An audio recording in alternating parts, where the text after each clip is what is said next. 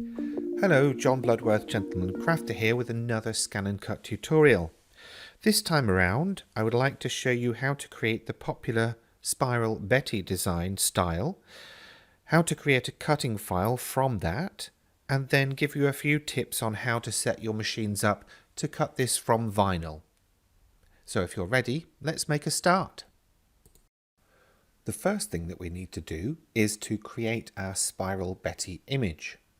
To do that, go to the website spiralbetty.com and then click on this big circle where it says Upload Image. Choose the image that you would like to spiralize. Adjust it, and here's a quick tip.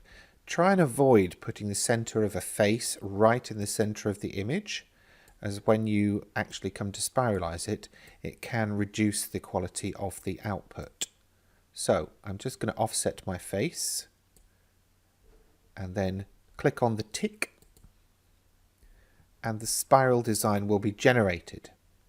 Now I'm going to view this in black and white. If you're going to be printing this on paper, you've got all of these color options to choose from. So if you're creating art from this, then feel free to do any of those. But for the purposes of this demonstration, view it in black and white.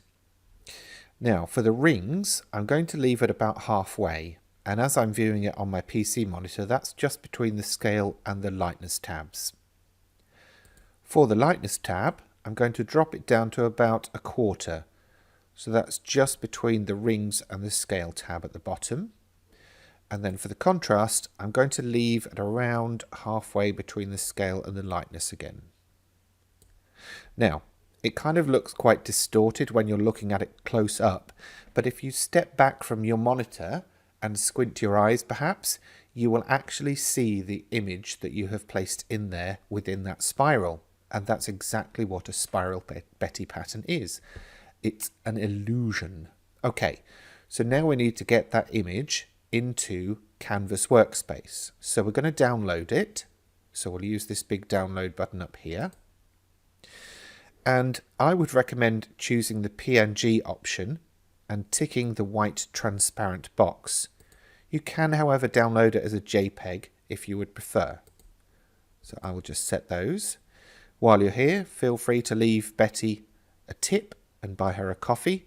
And of course, if you're going on to sell your creations, don't forget, this is a personal non-commercial use gizmo.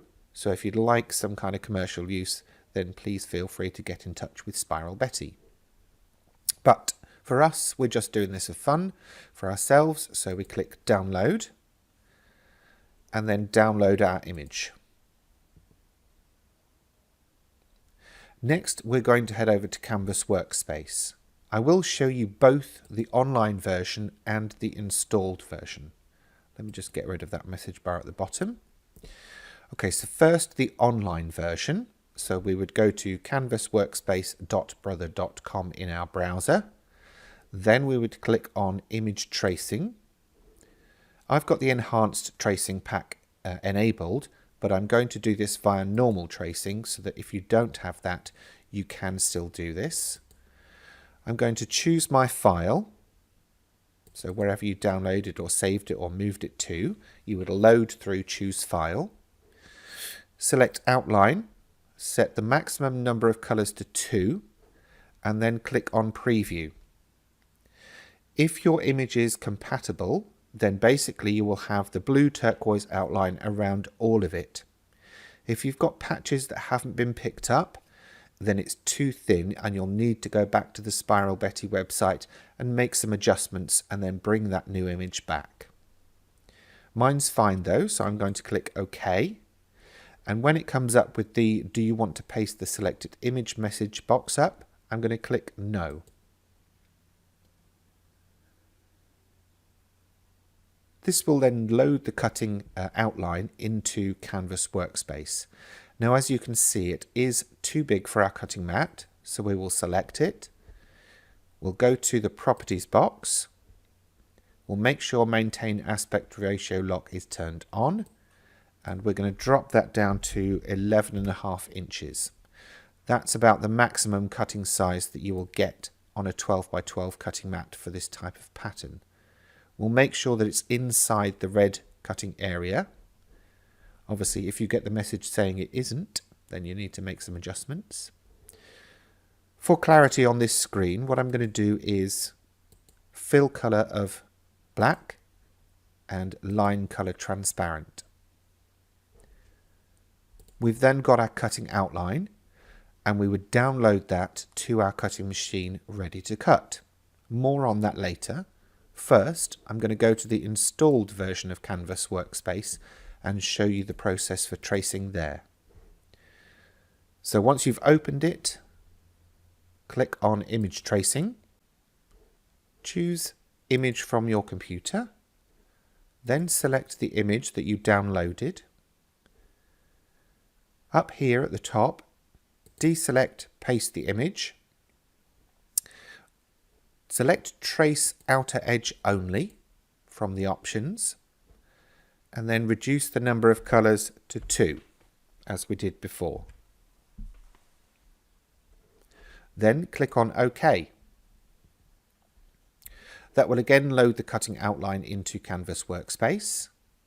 We select it, and then in our Edit tab, we're going to reduce the size to 11.5.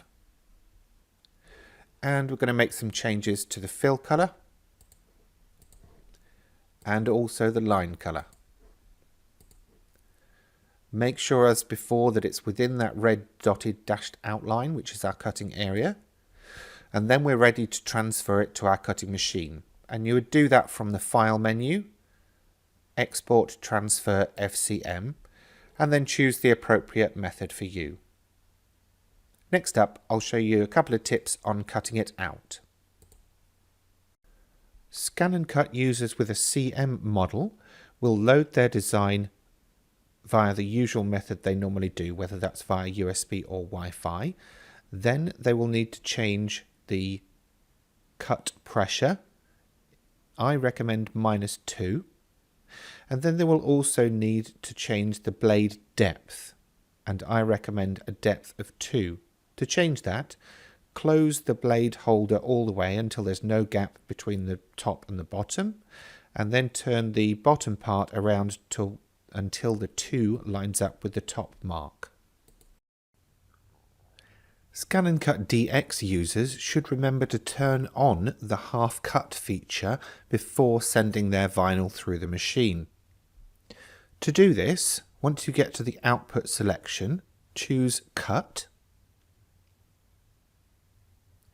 Then double check here whether it's on or off, and if it's off, go into the settings, down one page and turn it on. Click OK, and you're then ready to continue with the operation. Use a sharp standard auto blade, or alternatively the newer vinyl cutting blade. If using standard vinyl, cut from the coloured side and use transfer paper to move it over to your project. And if using heat transfer vinyl, remember to cut it from the back and weed out the parts you don't want before placing it onto your garment. I hope you've enjoyed this video. That's it for this time. If you've enjoyed this video, please remember to give it a thumbs up. And if you have any questions, feel free to leave them in the comments section below. And for more from me in the future, please remember to subscribe to this channel. Thanks for watching.